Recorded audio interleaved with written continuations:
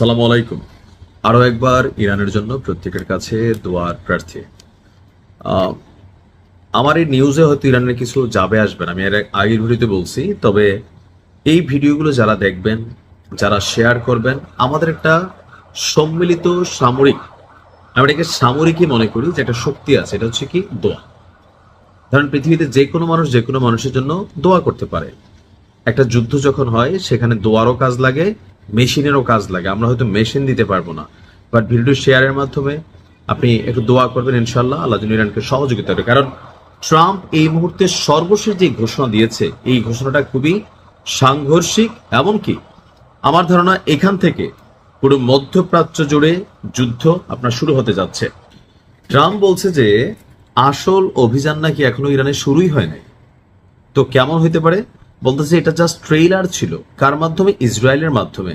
মার্কিন যুক্তরাষ্ট্র সরাসরি এখনো এই যুদ্ধে অংশ নেয়নি। তবে আমেরিকা বড় ধরনের যুদ্ধ শুরুর দিকে যাচ্ছে।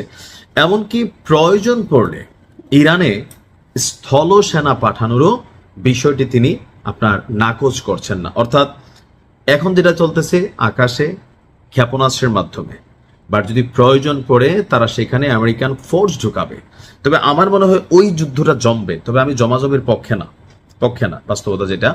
কারণ স্থলযুদ্ধ শুরু হলে এই যুদ্ধ ছড়িয়ে পড়বে পুরো বিশ্বজুড়ে। এটার রেজাল্ট এই মুহূর্তে বাংলাদেশের অর্থনীতির যে অবস্থা, এই যে ধরেন তেল গ্যাস, গতকালকে থেকে যতগুলো ঘটনা ঘটছে, তেল গ্যাসের দাম বাড়বে।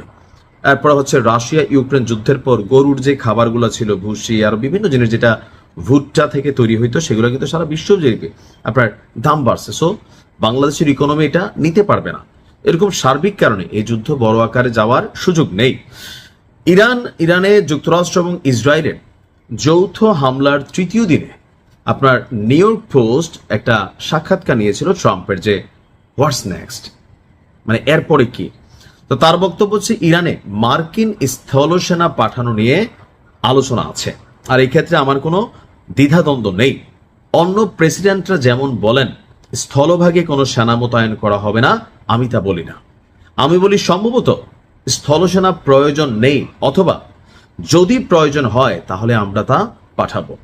ইরানে হামলার বিষয়ে যে জনমত জরিপ, সেটা নিয়েও আপনার ট্রাম্পকে প্রশ্ন করা হলে সে বলছে যে এই বিষয় নিয়ে তিনি পাত্তা দেন না। জনগণ কি ভাবলো ডাজন্ট ম্যাটার। সাম্প্রতিক একটা জনমত আসছিল রয়টার্স এবং ইপসোস, তার একটা জরিপ করছে যে ইরানে যে হামলা হয়েছে, তো সেই হামলাকে তারা সমর্থন করে কিনা। বিপক্ষে 43% আমেরিকা যারা নাগরিক আছেন তারা মত দিয়েছেন, পক্ষে 40% মত দেয়নি 17%। তার মানে নায়ের পক্ষেই জনগণের একটা বড় অংশ মার্কিন যুক্তরাষ্ট্রের। তার বক্তব্য জরিপের ফলাফল খারাপ হোক বা না হোক, আমার মতে তা খুব বেশি জরুরি না। আর এটা জরিপের কোনো বিষয় নয়, আমাকে সঠিক কাজ করতে হবে। ইরান এমন একটি দেশ যা কিছু উন্মাদ মানুষ দিয়ে পরিচালিত হচ্ছে, তাদের হাতে পারমাণবিক অস্ত্র থাকতে দেওয়া যায় না। ইরানে মার্কিন সামরিক অভিযানে মানুষ অত্যন্ত মুগ্ধ, তার ধারণা সারা পৃথিবী মুগ্ধ, আর নিজের বিশ্বাস এটা। আর এটা একটা নীরব বিষয়, আর প্রকৃতি বা নীরব জনমত জরিপ করলে তার পক্ষে মানুষ পাওয়া যাবে, এটা কিন্তু সত্য। এখন কিভাবে? প্রত্যেকটা আরব রাষ্ট্রের যারা অধিপতি আছে তারা মনে মনে কিন্তু এটাই চাইছে যে ইরান কখনোই যেন পারমাণবিকভাবে শক্তিশালী না হয়।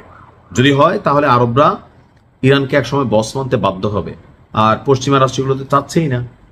তো বড় ধরনের একটা হয়তো ঘটনা ঘটতে পারে।